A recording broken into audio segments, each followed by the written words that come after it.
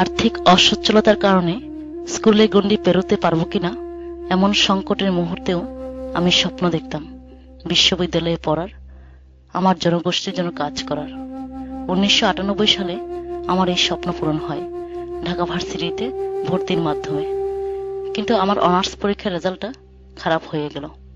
আমাকে এক বিষয়ে ইমপ্রুভমেন্ট পরীক্ষার জন্য প্রস্তুতি নিতে হলো। একদিন সে কোর্স শিক্ষক সহযোগিতার কথা বলে তার রুমে যেতে বলে। আমি গেলে উনি পরীক্ষার কিছু প্রশ্ন লিখে দেন। বিস্ময়ের ঘোর কাটার আগেই আমি আবিষ্কার করলাম পিতৃবয়সী আমার শিক্ষক আমার শরীরে বিভিন্ন স্থানে হাত বুলাতে শুরু করেছে এবং কানের কাছে এসে বলে, বুড়ো হলেও এখনো যথেষ্ট তেজ আছে। প্রচন্ড ভয় ও ঘৃণায় ছিটকে আমি রুম থেকে বের হয়ে গেলাম। টানা 7 দিন রুমমেট ছাড়া বাহিরে কারোর সাথে কথা বলিনি, দেখাও করিনি। এই 1 সপ্তাহ আমি ছিলাম সম্পূর্ণ একা। ঘিন ঘিনে অনুভূতি আর ছিল নানান প্রশ্ন। আমি কি প্রকাশ্যে প্রতিবাদ করব? আমার কথা কে বিশ্বাস করবে? নাকি উল্টো সবাই আমাকেই দোষারোপ করবে? একজন সুপরিচিত বাঙালি শিক্ষকের বিরুদ্ধে অভিযোগ আনার স্পর্ধায় ক্যাম্পাসের বাঙালি ছাত্ররা পাহাড়ি ছাত্রদের উপর চড়াও হবে না তো?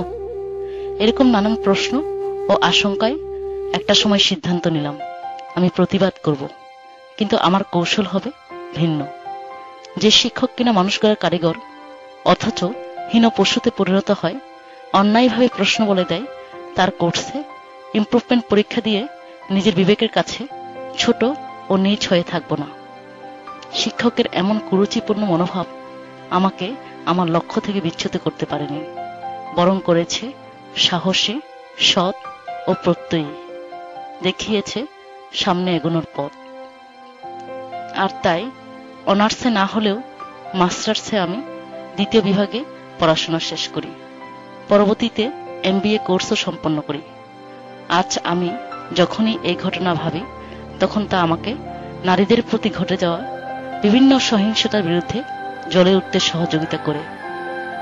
আমি দ্বিগুণ উৎসাহে সোচ্চার হই নারীর অধিকার প্রতিষ্ঠার সংগ্রামে সামিল হবার জন্য।